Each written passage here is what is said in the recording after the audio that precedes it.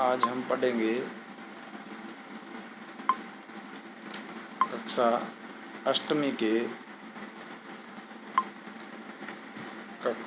अष्टमी का अध्याय 1 परिमेय संख्याएं, जिसके अंतर्गत हम पढ़ेंगे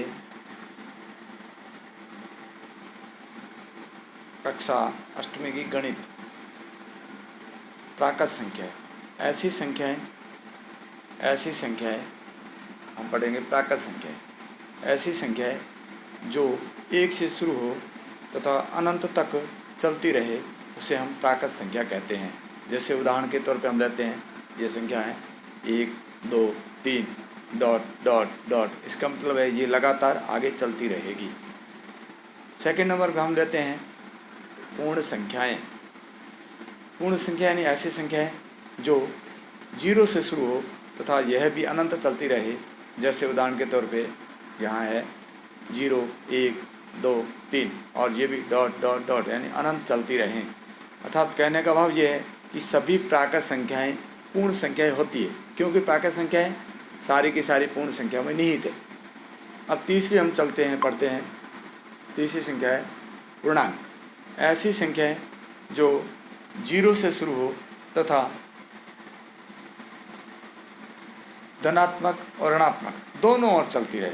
जैसे हम ये संख्या रेखा पर ये प्रदर्शित मैंने किया, यहाँ देख सकते हैं बीच में शून्य है, शून्य की बाईं ओर चलेंगे तो -1 -2 ये -3। शून्य के दाईं ओर चलेंगे तो ये +1 +2 +3। और प्लस की संख्या के आगे चिन्ह नहीं होता है और कभी कभार हम लिख भी सकते हैं। तो प्लस वाली संख्या को कहते हैं धनात्मक और माइनस वाली संख्या को कहते हैं ऋणात्मक। क्या कहते हैं? ऋणात्मक संख्याएं कहते हैं। अब आती है बारी परिमेय संख्याएं। ऐसी संख्याएं जिसे हम P/Q अर्थात इसको भिन्न के रूप में अंश बटा हर के रूप में लिख सकें, उसे परिमेय संख्या कहते हैं। जैसे 0, आप कहोगे 0 कैसे परिमेय संख्या हुई?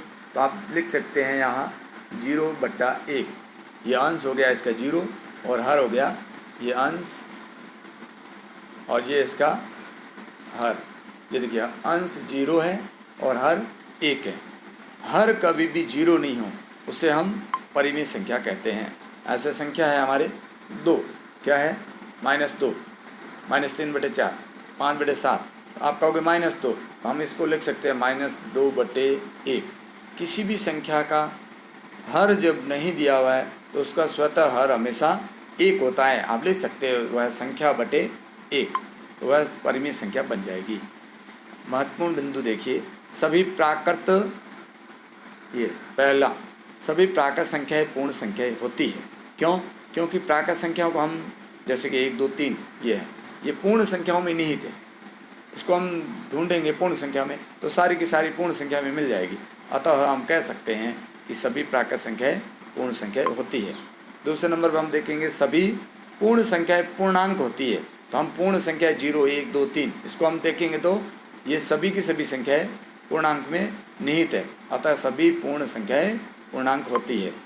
तीसरे नंबर पे हम देखेंगे सभी पूर्णांक परिमेय संख्याएं होती है। तो हम परिमेय संख्या के बारे में पढ़ चुके हैं कि ये 0 भी परिमेय संख्या है, -2 भी परिमेय संख्या है, -3/4 भी परिमेय संख्या है, 5 भी परिमेय संख्या है। तो ये सभी संख्याएं प्राकृत, पूर्ण, पूर्णांक, ये सारी मिलकर के ही परिमेय संख्याएं कहलाती है। अतः सभी पूर्णांक है वो परिमेय संख्याएं होती है। अब बात आती है कि 0 क्या एक परिमेय संख्या है? तो हम कह सकते हैं कि 0 एक परिमेय संख्या है और इसको हम लिख सकते हैं 0/1 के रूप में। यहाँ देखिए हर 0 नहीं है, अतः ये परिमेय संख्या 0 है। अब आगे हम पढ़ेंगे व्युत्क्रम भिन्न। व्युत्क्रम का होता है विलोम, उल्टा। व्युत्क्रम का अर्थ होता है विलोम। क्या होता है?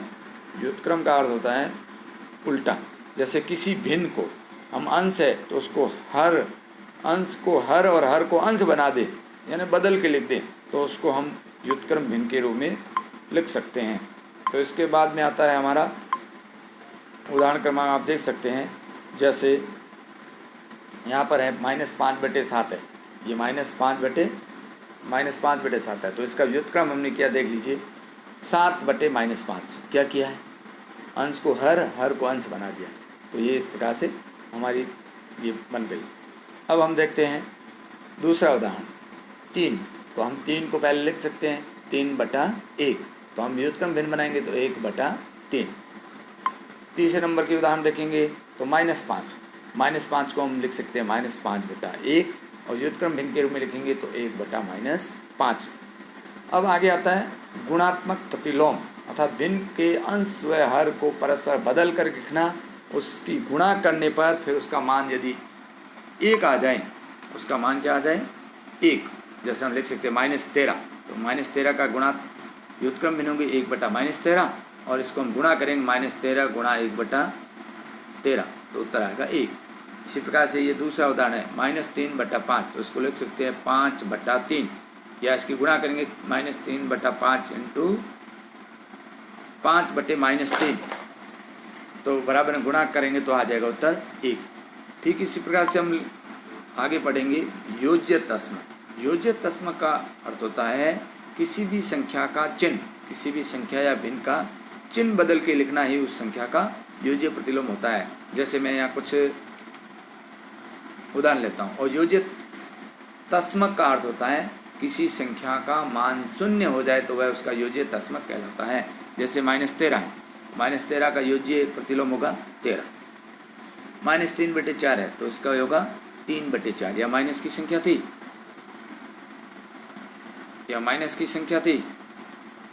तो ये माइनस की संख्या हटा दिया और प्लस की होगी 3/4।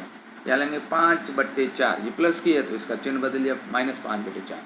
अब यहाँ पर हम ध्यान देने योग्य बात है -5/-7 है, दोनों संख्या माइनस की होगी तो वह अपने यहाँ माइनस प्लस की है, और आगे जो योज्य इसका प्रतिलोम आएगा वो -5/7 होगी। जैसे मैं कुछ यहाँ एक उदाहरण लेता हूँ, आप देखेंगे उदाहरण 3/4 गुणा 1/2 प्लस 1/4 गुणा 5/3 माइनस 5/3 गुणा 1/8। इसको सरल कीजिए। इसको क्या करना है, सरल करें। तो हम इसको सरल करेंगे तो कुछ नियम है इसमें। बोडामास, पहले ब्रैकेट खोलेंगे, इसमें ब्रैकेट है नहीं, फिर बोडा डिवीजन यानी भाग करेंगे, भाग के बाद में गुणा करेंगे और गुणा के बाद में जोड़ करेंगे और उसके बाद में बाकी करेंगे, ये नियम है। तो हम देखेंगे यहाँ सबसे पहले गुणा का चिन्ह दो संख्याओं के बीच में, 1 × 3 करेंगे -3, 2 × 4 करेंगे 8, फिर 1 × 5 करेंगे 5 और 3 × 4 करेंगे तो 12, फिर करेंगे 1 × 5 करेंगे तो 5, 3 × 8 करेंगे तो 24। अब दो संख्याओं को पहले हल कर लेते हैं। आप चाहो तो -3/8 प्लस 5/12 को पहले करें, या चाहे तो 5/12 माइनस 5/24 को कर लेते हैं। तो हम सबसे पहले पीछे वाली दो संख्याओं को हल कर लेते हैं, कोष्टक में ले लेते हैं। ये -5/12 और प्लस 5/12 माइनस 5/24, दोनों का लसअप लिया।